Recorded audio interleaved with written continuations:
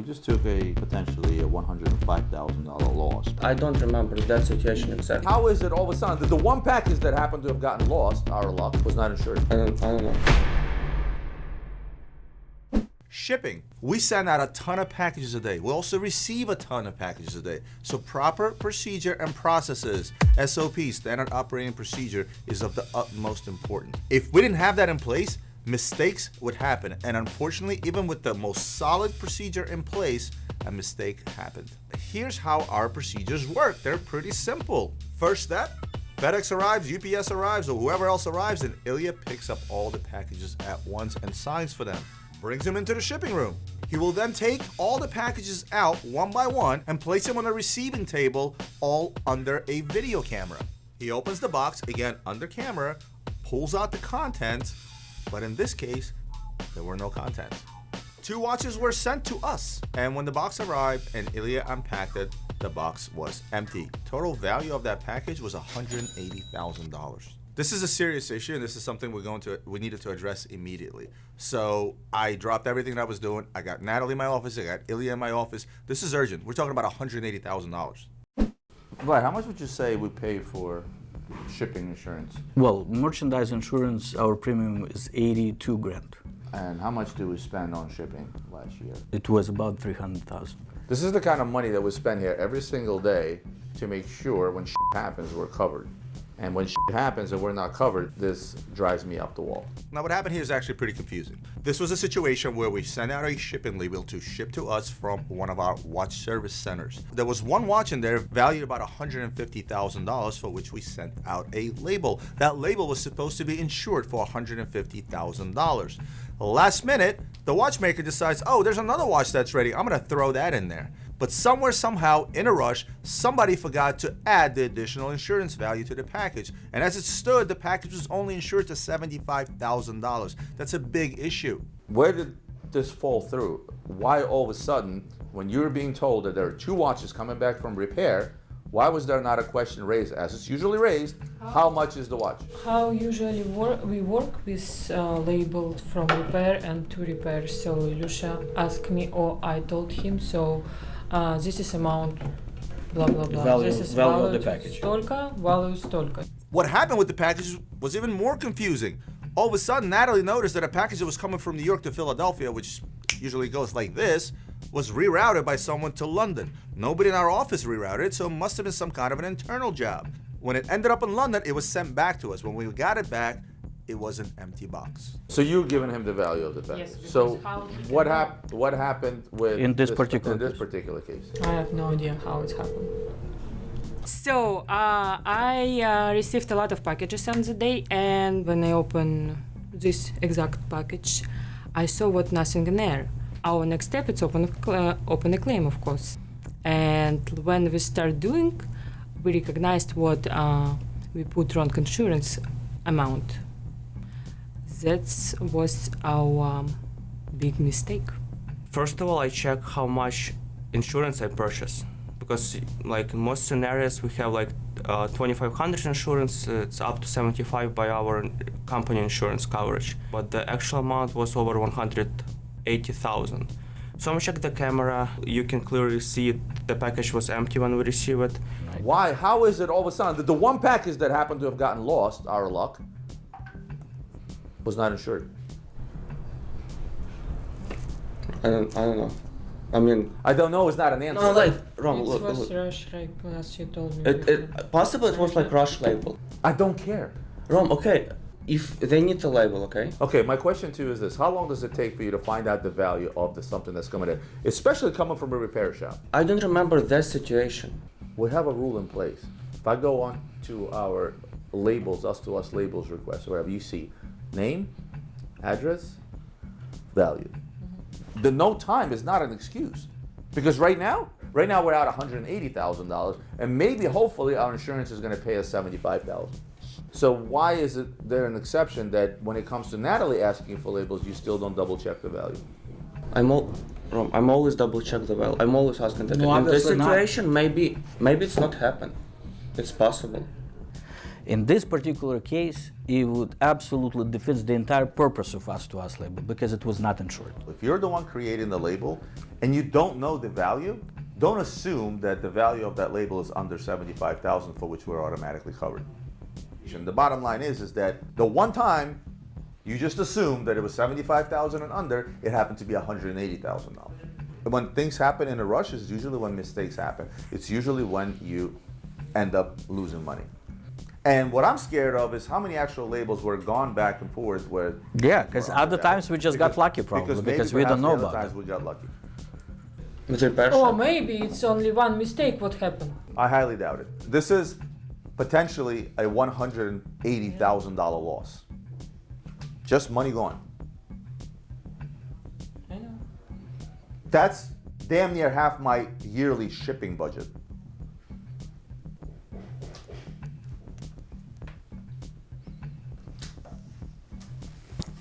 What I'm explaining to you is that I don't want a single label to leave this office to anyone without verification of value.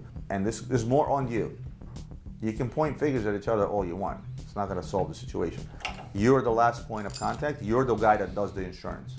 Don't assume that just because you're telling me a regular label, you better be told and check that this watch is under $75,000.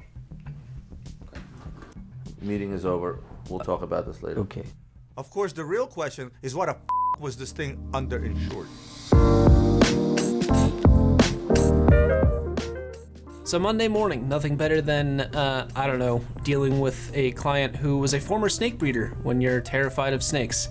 Dave here wanted to trade 2 watches for a root beer and pick up some jewelry for his girlfriend, just as long as he didn't bring any of the snakes with him.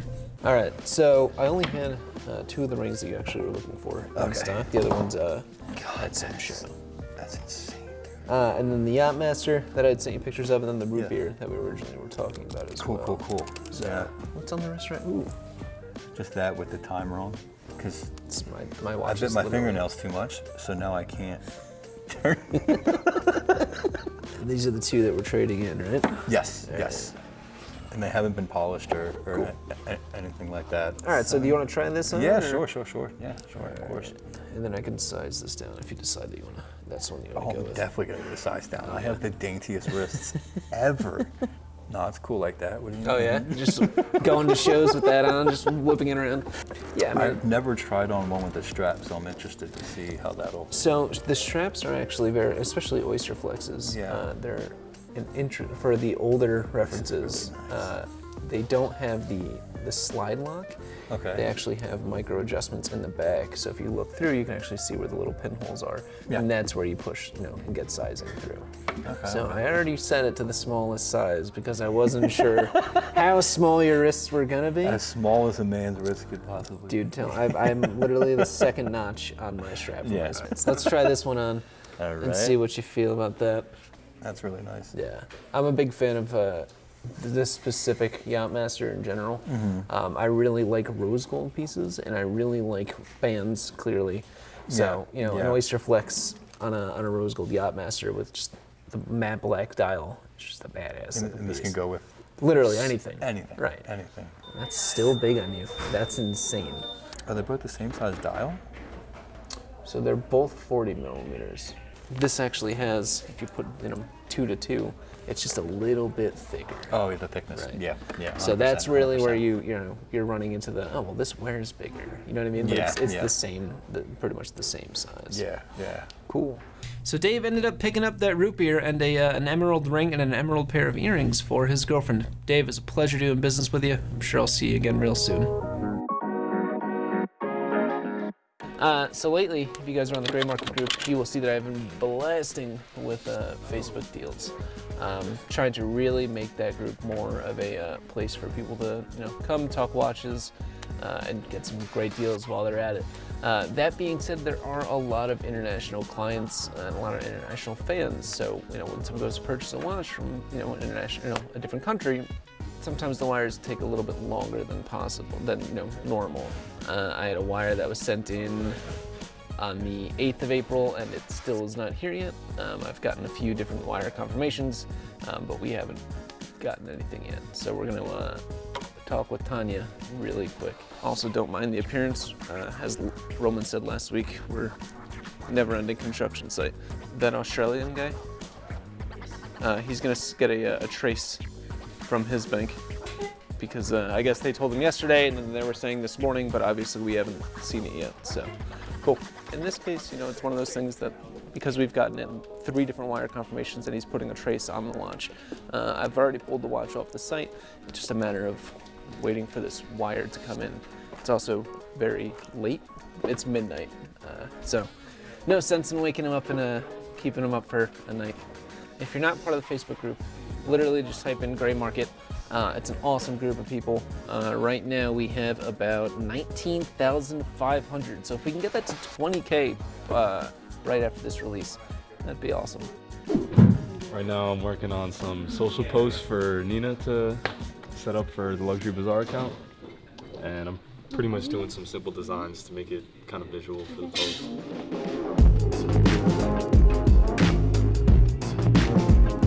Right now I'm about to go into Roman's office and see if he wants to do an unboxing or if he has anything on his desk to show everybody. Roman Sharf. Yes. Are we doing an unboxing today? We're not doing an unboxing today because I spent the first 6 hours of my day with an auditor from the bank. I can show you a couple of very special pieces. Yeah, that'd be cool. Have you ever heard of a gentleman by the name of Yves Klein? No, I have not. Have you heard of Henri Matisse? No, I have not. Picasso? Oh yeah, okay, yeah. Okay, so what do you call it? Yves Klein was a French painter. Literally sat there developing the perfect blue. He finally came up with a color that was actually patented. It was called International Klein Blue, or IKB, as it was short. And then he incorporated it into all of his paintings and blah, blah, blah, blah, blah. So obviously it has nothing to do with the painter. It's not actually his color, but AP came out with these various Royal Oaks. They came out with a plain Jane in 36 millimeter, a day date, with a moon phase, and they also did the chrono as well as the full perpetual. So these things are like unicorns pretty much. Wow. You will not find another one on the market anywhere, period. So when I came across them a couple of days ago, I was ecstatic. That's amazing. Thank you, Roman. That's all, kids. How do you feel about the black walls almost done? I like the whole overall concept that we did. You know, back wall on the open area and then back walls of every office. I think it looks good. We're gonna change the floors around soon. I don't know if you saw the samples. Yeah, it's time to do a little bit of an upgrade. We've been in this building for 10 years. I think it's time to give it a bit of a, I don't know, a freshen up, I guess.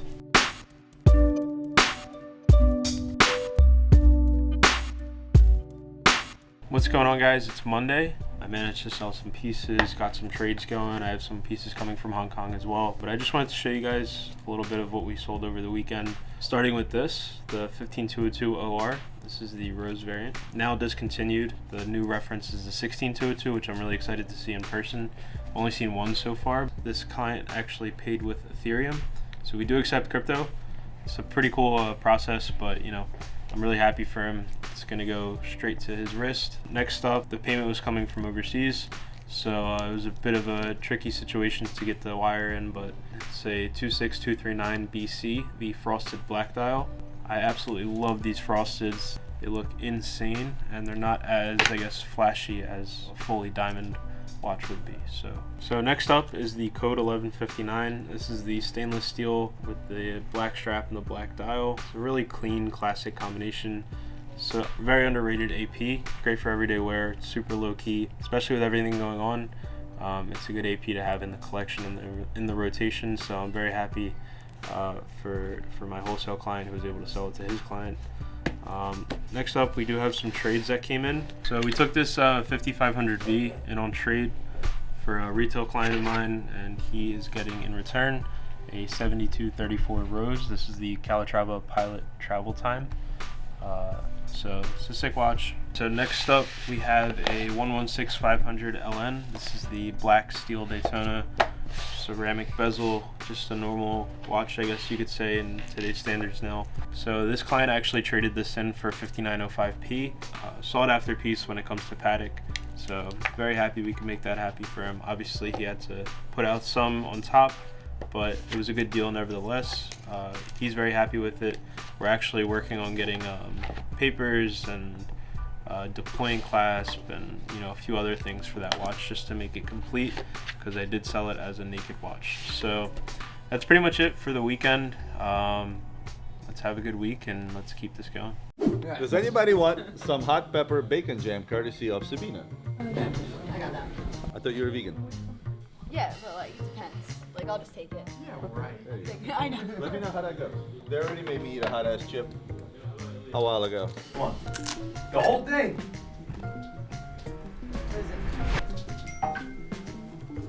I'm telling you, Illia went home crying that night, right? He tried to play it all cool, and you know how he's balding on top? I literally saw beads of sweat just go. I'm built different. That's so funny. No, thank you. I'm good. Oh, okay, yeah, I'm good. Anybody else? So that genre has been back and forth on Sabina and I's desk for like months. I went home with her for like a few days because I put it in her backpack. She keeps putting it in my drawer. I gave it to Anna to give to Sabina, but then we just gave it to her. I know. That killed the joke. Oh, hi, Kyle. We are going to start blasting the chats with some APs. Well, Alex, what's on your list? Alex, I heard you got a new car, or am I hearing things wrong? That's right. So apparently Alex and I do things within a few days of each other. Chris, you drive a Buick. Do I even know, man, car? Okay. I got a 4Runner. Love it. Yo, Alex, out of all the watches in this case, what's your favorite? If it fit me, definitely would be this Apodaca. But as for things that don't fit me, this watch is goated. I can't believe you and I agree on a watch. I don't even like this watch. I do. I would 100%. I would definitely buy that watch. No, you wouldn't. The black dial. Why haven't you bought it then? Really? I can say the same thing about you. I just bought a car. I just bought a car. So did I, and I bought a watch 3 months beforehand. Yeah. Nick, out of all the watches in this case, what's your favorite? Grand Comp. Nick would pick something like this. Not even close. Like an Arnold and Son. AP 26300 ST. Everything about this watch is sick. Just a white dial, red tips on the sub-second hands. Clean. So last night, when we were driving home and picking up the 4Runner, Alex was like, "Yo, let me know what you want to listen to. It's your first ride in the car." And I was like, "I don't know, man. Throw on like AC/DC or Metallica, whatever." Turns out, Alex also used to wear skinny jeans and Vans and listens to Metallica and listens to AC/DC and listens to all the same shit that I do. So guess what? He's a poser. We're about to do some lifestyle stuff with Alex. He actually wants some photos taken, so yeah, it's very rarely, but so we're gonna knock him out. Yeah, it's not gonna make it to the gram. I think one photo's made it to the gram. Possibly. Yeah. Everything else is this. You delete what? Okay. Oh, I was about to say, damn. He deleted it. Yeah, one photo. 2 photos. Yeah. Oh, you think? Oh, okay.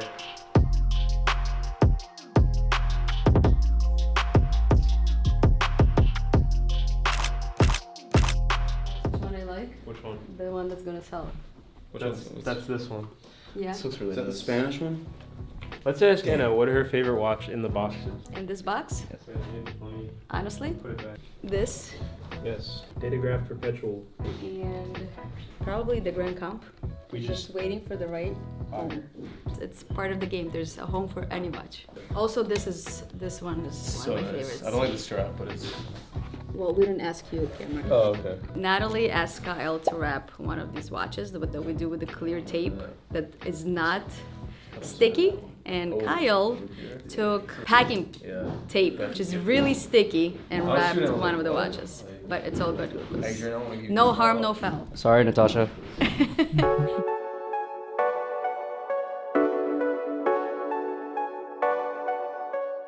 About to do an unboxing. 2 phones. I'm actually giving one to Christian. Anybody want my phone?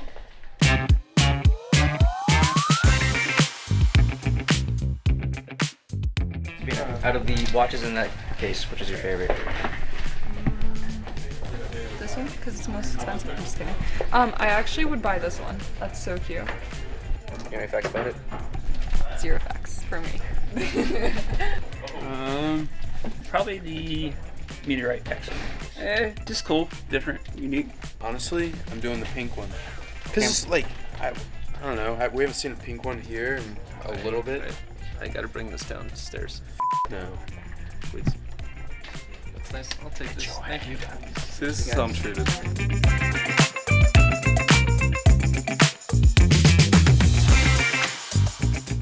So essentially, the deal we're working is with a client. He's got a 2022 Pepsi on Jubilee. We're working a trade plus cash on our end, and I'm going down to the vault to pull the watch now. This is the Explorer that we're working to trade with. This is another deal we're working with another client, so this may or may not go through, but pretty sure he wants to do the trade on this stuff. Bro, you look like you're about to go golfing. Don't be hating just because I got a little style. Chris, you look like a dad at a country club. Are you on vacation? I am from the South. You're going to Disney, man. Don't get lost. He says I look like a gym teacher sometimes. Hello? Sergey, good morning. How you doing, sir? Hey, good, how are you? Good, good. What time is it over there? You're West Coast, correct? Yeah, 7 Oh, a.m. so early. So yes, I sent you the pictures of the Explorer. Are you pretty happy with the way it looks? Yeah, it looks pretty good. And my wrist is 7 and almost 3/4. Okay, yeah, mine's a little bit bigger, so I feel like it will fit you perfect. And that's actually one of my personal favorites besides the Submariner. No date, the Explorer 139mm is a personal favorite of mine. So if you're ready, we can send you a label for the Pepsi, and then once we receive it, we'll send you our part of the deal on cash, and then the Explorer as well. Okay, yeah, that sounds good. Yeah, I'll ship it out today if I get the label, I'll pack it up and send it up today, so. We will get that label out to you today, sir, and a purchase agreement as well via email, and we will go from there. Perfect, thank you, guys. Looks like we have a deal. We're going to be getting the 2022 Pepsi on Jubilee, and we're going to be adding a little bit of cash on top with the Explorer that we have currently in stock. So our client's happy, we're happy.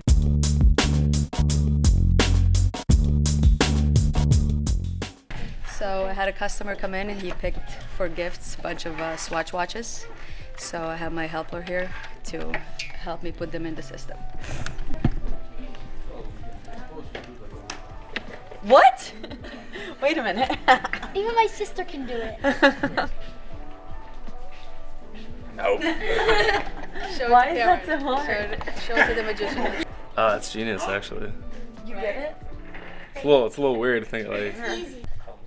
What? What? Do that again? Okay. I am working on this Rolex Daytona. Roman's gonna kill me, but it's a little dry.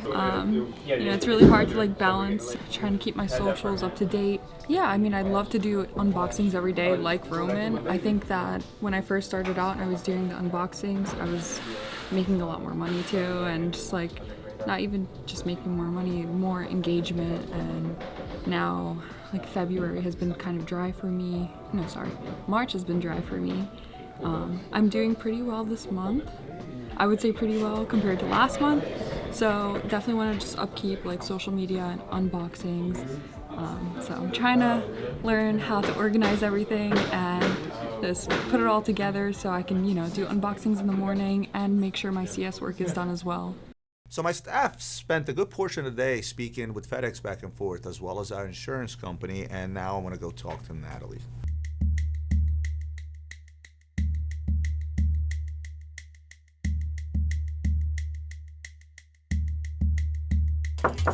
Da-da. What's going on over here? We do our inventory, we organize our warehouse. Okay, can I ask you a question since Yes, you're on the sure. topic? One Do you have step. room for this stuff? No. Maybe if I will try to reorganize a garage, I can put this in the garage, but you don't want to do it, right? I have a better question for you. What are we going to do about going forward about the values of these shipments with Eli and the us to us label? Do we have that handled? Because right now, the way it looks like, I think we'll get covered for the shipment. Basically, it had to be some kind of an inside job, I would imagine, because who the hell would reroute that package to London purposely when it was going from New York to Philadelphia, number one. Mhm. And number two, we have video of the package being packed at the watchmakers. Mhm. And we have a video of us opening the package here where it shows that it was different tape Mhm. and the contents are empty versus full. My only concern is going forward. The whole rush situation, you need to sit his ass down and explain to him that when people rush you and this, that, and the other, I don't want mistakes to happen. Mm-hmm. And I would rather have a package not go out than have a mistake like this happens. Because potentially this is still a $180,000 loss. I know.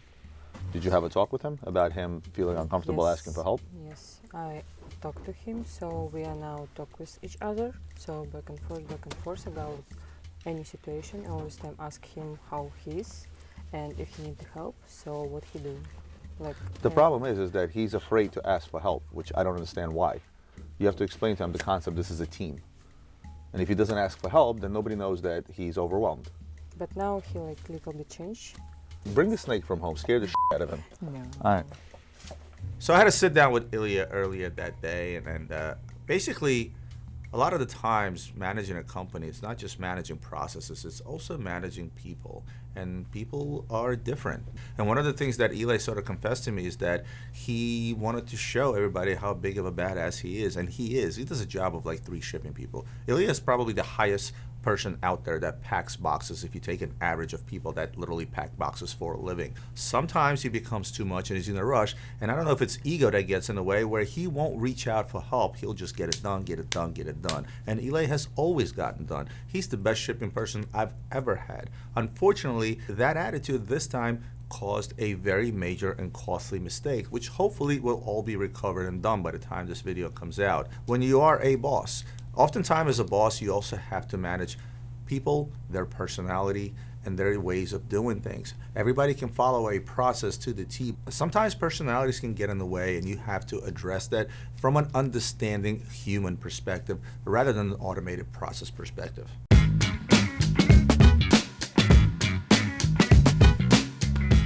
So Dave ended up coming back. Like I said, I would see him again real soon. And like I said earlier, he breeds snakes. Well, formerly used to breed snakes. What I didn't know is that he had an 18-foot reticulated python. That's terrifying. I called Nick about a week and a half ago. I needed to trade in 2 of my watches, trade it up for the root beer right there, which I love. And then I also needed to get the girlfriend some stuff for the anniversary, some rings, some necklaces. So here's the necklace that we originally had discussed. That is perfect. Right? That is perfect. So there's that, and then the earrings as well, if you want to pop those out of the bag. What did she think of the everything else that you gave her? The ring and the earrings? Yeah? Dude, she had no idea. Good. it was perfect, and she's 100% Irish, so the green was so it worked out perfect for her. She hasn't taken it off since. She has to argue with herself to not sleep with it on. Well, now she has, 3 other things that she can wear. She's got options. So of course, Roman had to come down and say hi. Kind of wish that Dave brought a snake for this one. How you doing, man? Nice to meet you. Nice to meet you as well. Nice Dave, to meet you. obviously, Roman. I always know him as a snake charmer. What is your actual name? We can go with Snake Charmer. I'm Dave. Dave. Nice to meet you, Adrian. Yes, sir. Speaking of snakes, Natalie has a huge snake at home, and we happen to have a client that we dubbed the Snake Whisperer that's very much into snake and has a lot of snakes. So half that meeting and him buying jewelry as well as a couple of watches, he spent talking snakes with Natalie. Never a dull moment here at Luxury Bazaar. So this guy is actually a snake grower, I'm assuming, or? Hobbyist, I guess. He's a snake hobbyist. Yeah. Can you show him a picture of yours? I guess you could say that. How many snakes do you have? 2? 5 right now. 5, and Yes. it's a different breed, right? All reticulated pythons. Do you keep it in? Oh, that's so cool. She's bumblebee. She's really pretty. That's awesome. I didn't measure her. How big can that one get? Mine should be bigger than my toe. Bigger than my toe. I love the English language. Should be bigger than my toe. Your height. My height.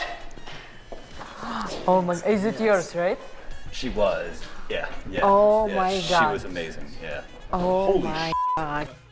Guys, this is it for this episode. I hope you enjoyed what you saw. Don't forget, as always, hit the like button, hit the subscribe button, hit the bell notification button, comment below. All of this stuff helps our channel grow. We greatly appreciate it. And we'll see you guys next week on Gray Market.